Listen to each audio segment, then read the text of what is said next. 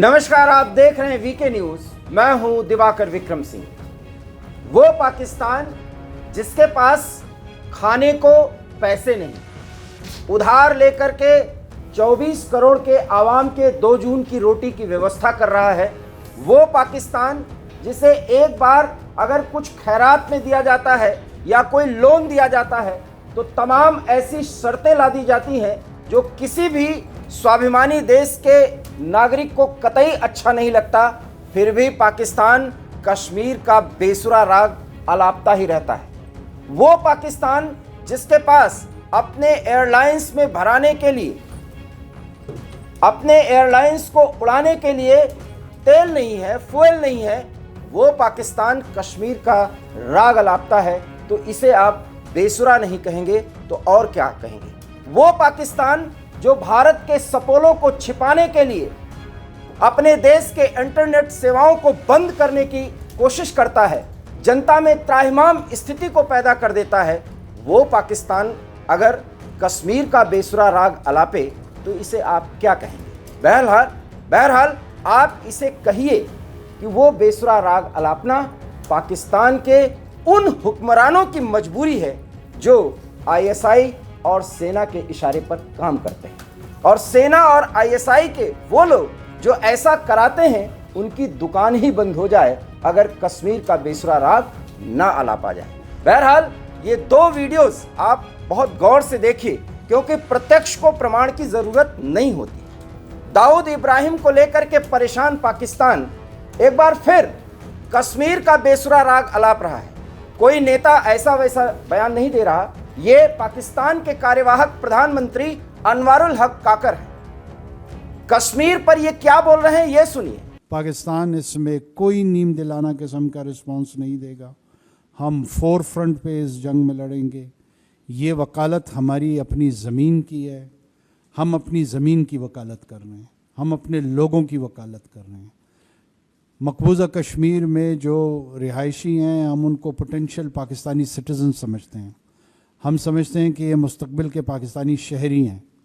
हम अपने शहरियों को उनके हुकूक की पामाली की किसी तौर पे इजाज़त नहीं देंगे। जहाँ जहाँ सदा बुलंद होगी वो बुलंद करेंगे, जहाँ जहाँ कार्रवाई की ज़रूरत होगी कार्रवाई करेंगे। इसी सिलसिले में हम कश्मीरी क़यादत के साथ मिल के एक मुशावरती तवील इजलास हुआ। और इसी के बगल में एक वीडियो चल रहा है। पाकिस्तान इंटरनेशनल एयरलाइंस की स्थिति कितनी खराब है और वहां पर फ्लाइट लेने वाले जनता किस तरीके से वहां उपलब्ध और उपस्थित अधिकारियों को झिड़की दे रहे हैं, उन्हें फटकार लगा रहे हैं, ये भी सुनिए। ये है पाकिस्तान की स्थिति जिसे आपने सुना और दोनों वीडियोस में आप देखिए यही पाकिस्तान की राजनीति का पैराडॉक्स है, अर्थात विरोधाभास है। और इस विरोधाभास के आधार पर ही 75 साल से पाकिस्तान अपने वजूद में पूरी तरीके से भारत की मुखालफत करने की हिमाकत कर रहा है। सवाल यह है कि फिर इसका इलाज क्या है, क्योंकि अनवारुल हक काकर जो अब सिर्फ 2 से 3 महीने तक पाकिस्तान के मुखिया रह सकते हैं, वो भी कश्मीर पर जो बात कह रहे हैं उसे आपको सुनना चाहिए। पूरे कश्मीर के लोगों को अपना बता रहे हैं, मकबूजा कश्मीर शब्द का इस्तेमाल कर रहे हैं। मकबूजा मतलब भारत के अधीन में रहने वाला क्षेत्र, ये पाकिस्तान का मानना है। और आज़ाद कश्मीर ये उसे कहते हैं जहां हर दिन महिलाएं, बच्चे, जवान, बूढ़े सभी निकल के ये कह रहे हैं माफ़ कर दो, हमें आज़ादी दे दो, हमें तुम्हारे साथ नहीं रहना। लेकिन मकबूजा पाकिस्तान, मकबूजा कश्मीर को लेकर अनवारुल हक काकर साहब की चिंता देखने लायक है। पूरी बात सुनिए क्या कुछ कह रहे हैं ये। और यही वो विडंबना है कि 370 पर जब सुप्रीम कोर्ट ने मुहर लगा दी तब भी 3 जगहों पर इन्होंने चिट्ठी लिखी है, 3 बड़े मंचों पर, और उनके प्राधिकारियों को इन्होंने सूचित किया है।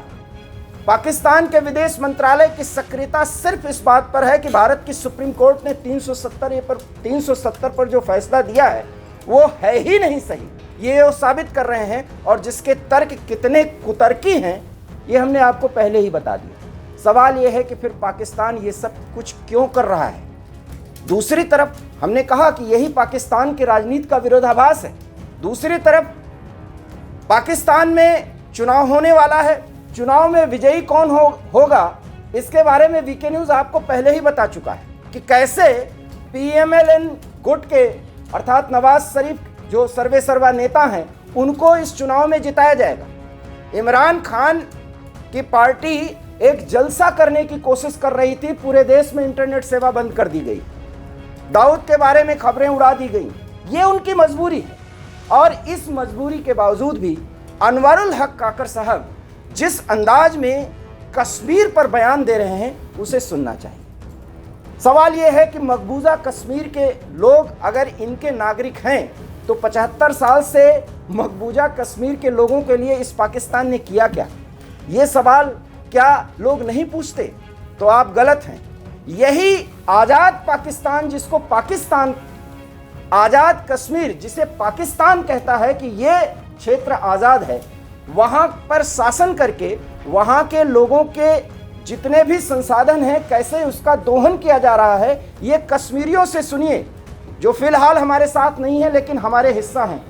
और ये जब राजा हरि सिंह ने कश्मीर को भारत के साथ शामिल किया था तो वहाँ पर वो शर्तें नहीं लगाई थी, लेकिन इनके नेता और अनवरुल हक काकर साहब जैसे नेता इस तरह का बयान देते ही रहते हैं। UN में चले गए, EU में चले गए, अमेरिका को भी चिट्ठी लिख दी, सबको लिखा, OIC को भी चिट्ठी लिखी और बड़ी बात यह है कि OIC के एक देश ने भी अभी तक पाकिस्तान के इस चिट्ठी का जवाब नहीं दिया।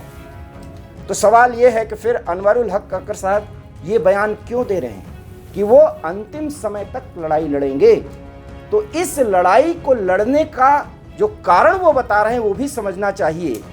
फ्रस्ट्रेशन उनका ये समझना चाहिए कि पिछले 4 महीनों में हर 72 घंटे के बाद एक पाकिस्तानी सपोला जो कश्मीर के नाम पर आतंक पैदा करता या करवाता रहा है उसको 72 हुरों के पास बहुत आसानी से भेज दिया जाता है, चंद मिनट लगते हैं। और अब घबरा गए, सठे साठ्यम समाचरित जो सिद्धांत भारत का है वो भारत अब कर रहा है, क्योंकि पाकिस्तान ये आरोप लगा रहा है। हम ऐसा नहीं मानते कि भारत कर रहा है, लेकिन पाकिस्तान ये मानता है, और अगर ये मानता है तो फिर भारत की इस ताकत का तो हमें एहसास होना चाहिए, हमें फख्र होना चाहिए, हमें खुश होना चाहिए। सवाल यह है कि फिर कश्मीर का ये मुद्दा क्यों उठाया गया? तो फिर हम आपको बता देते हैं कि अल्टीमेटम के वो सारे डेट्स समाप्त हो चुके हैं। पूरे कश्मीर रीजन में बर्फबारी हो रही है। लॉन्चिंग पैड से आतंकियों की एंट्री कश्मीर में नहीं हो पा रही है, क्योंकि DG BSF का बहुत बड़ा बयान आ चुका है कि जिसको जहां मौत की नींद अर्थात 72 हुरों के पास भेज दिया जाएगा वहीं दफना दिया जाएगा। और इस बात की घोषणा भारत के गृह मंत्री अमित शाह भी कई बार कर चुके हैं कि कोई फ्यूनरल नहीं, जहां मारे जाएंगे वहीं दफना दिए जाएंगे। इसलिए लॉन्चिंग पैड से एंट्री की हिम्मत नहीं कर पा रहे हैं। लेकिन ऐसा मत मानिए कि वो ऐसी हिमाकत नहीं करेंगे, क्योंकि उनकी तो कसम ही है कि 1000 साल तक घास की रोटी भी खानी होगी, भारत के टुकड़े करना है। इसलिए तैयारी इस बात की है कि POK को लेकर के भारत अपने अभियान में कितनी तेजी लाता है। ये और बात है कि दाऊद इब्राहिम पर इतनी बात करने वाला पाकिस्तान और मुंह छुपाने के लिए प्रयास करने वाला पाकिस्तान, उसके सेना प्रमुख से पूछे, जनरल मुनीर से, कि अमेरिका ने उसको क्या इंस्ट्रक्शन दे दिए हैं। अमेरिका ने साफ कर दिया है, चीन के हाथ में मत खेलो, भारत का साथ दो, भला इसी में है। सवाल यह है कि पाकिस्तान मानेगा? नहीं मानेगा। और इसीलिए पाकिस्तान ने यह समझाने की कोशिश की है कि कम से कम हमारे वजूद को बचाए रखने के लिए जरूरी है कि हम कश्मीर कश्मीर चिल्लाएं, इतनी तो इजाजत दे दीजिए। तब पाकिस्तान ने कहा एक हद में रह करके आप कश्मीर का भी राग, अगर बेसुरा राग अगर आलापें तो आलापें, अन्यथा LOC पर कोई हिमाकत की तो भारत उसका कड़ा जवाब देगा और अमेरिका भारत का साथ देगा। और यही वो मुश्किल है जिसके कारण कॉकस की स्थिति में रह रहे पाकिस्तान के काकर साहब इस तरह का बयान दे रहे हैं। और बयान देने के दौरान शायद अगर वो अपना ये वीडियो देखें कि पाकिस्तान इंटरनेशनल एयरलाइंस की स्थिति क्या है और वहाँ जनता में कितनी नाराज़गी है, कि जो जनता पूरी दुनिया के साथ कदम से कदम मिलाकर के आगे बढ़ना चाहती है, उसे फ्लाइट से एक स्थान से दूसरे स्थान पर जाने की कोई सहूलियत ही नहीं है, क्योंकि एयरलाइंस के पास फ्यूल ही नहीं है। और इस्लामिक उम्मा का अपने आप को सरदार बताने वाला पाकिस्तान अब फ्यूल भी जल्दी नहीं ले पा रहा, क्योंकि उसके पास पैसे ही नहीं हैं। मजबूरी कराए तो कराए क्या, पाकिस्तान दो तरह से मजबूर है। एक तरफ उसकी माली हालत खराब है और दूसरी तरफ जनता को इकट्ठा करने के लिए भारत विरोध के नाम पर कश्मीर का बेसुरा राग अलापना है। इस अलापने की स्थिति में पीओके कब गंवाएगा पाकिस्तान, ये देखना दिलचस्प होगा। और जैसे ही ये घटना घटेगी या उसकी प्रक्रिया की शुरुआत होगी, वीके न्यूज़ उसके पहले ही आपको उसकी जानकारी दे देगा। फिलहाल इतना ही। देखते रहिए वीके न्यूज़ और इस खबर पर प्रतिक्रिया दीजिए। मुझे दीजिए इजाजत। नमस्कार। वीके न्यूज़, राष्ट्र के नाम।